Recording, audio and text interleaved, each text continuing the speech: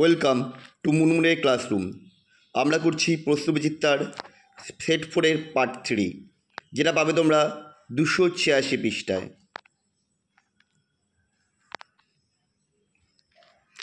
প্রথম কোশ্চেন দেখো, বিবৃতি এ, ফেনলের সঙ্গে সাধারণ তাপমাত্রায় লঘু HNO3 বিক্রিয়ায় 2,4,6 টাইনাইট্রোফেনল উৎপন্ন হয় না।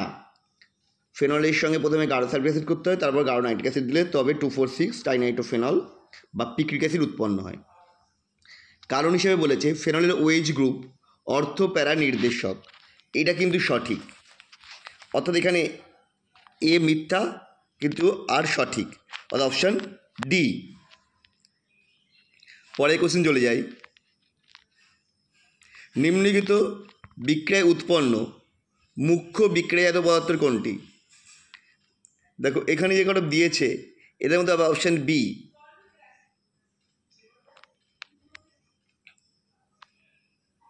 পরের কোশ্চেন দেখো, গ্লুকোজকে HCN সঙ্গে বিক্রিয়া ঘটিয়েছে দিয়ে সায়ানোহাইড্রিন তৈরি করেছে। এটা কী করে বোঝা যায়? এটা বোঝানো যায় যে থেকে যে গ্লুকোজ একটি কার্বনিল গ্রুপ বর্তমান আছে, অর্থাৎ এটা হয়ে যাচ্ছে অপশান ডি। সুক্রোজের নিচের কোন মনোস্যাকারাইডটি পাওয়া যায় না? এখানে যে অপশানগুলো রয়েছে তার মধ্যে এ, অর্থাৎ আলফা ডি গ্লুকোপাইরানোজ এবং বিটা টু ডি ফ্রুক্টোফিউরানোজ, এই দুটোই পাওয়া যায়।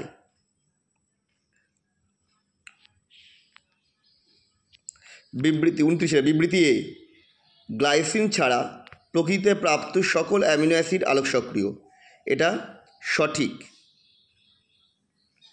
প্রকৃতিতে প্রাপ্ত অ্যামিনো অ্যাসিডগুলি প্রায় সবাই কটি এল কনফিগারেশন, এটাও সঠিক।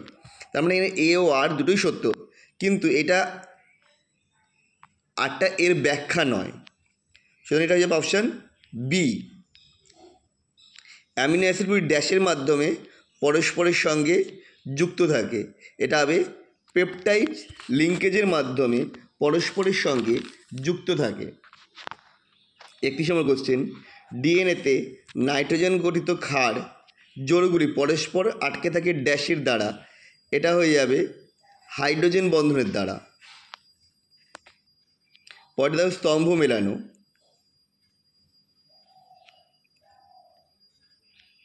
নাইলন 2 নাইলন 6, এটা হচ্ছে একটা জৈব বিশ্লেষ্য পলিমার, অর্থাৎ এক একটা হচ্ছে অপশান বি। বুনা এন, এটা সংশ্লেষিত রবার, দুয়েরটা সি, আর তাহলে তিনেরটাতে এ হয়ে যাবে, দ্যাট মিন্স অপশান ডি। নিচের কোনটিকে প্রাকৃতিক রাবারের মনোমার হিসাবে গণ্য করা যেতে পারে? এটা হচ্ছে option B, cis isoprene.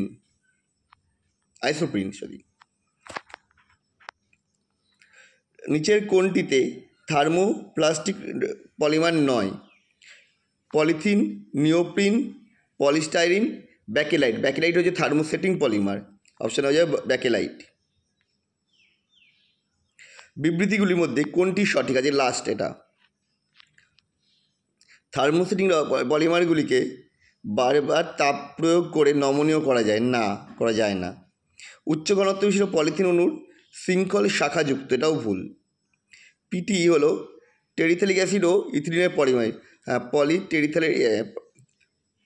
Polyethylene টেরিথ্যালেট, এটা তো অবশ্যই দূরে হবে।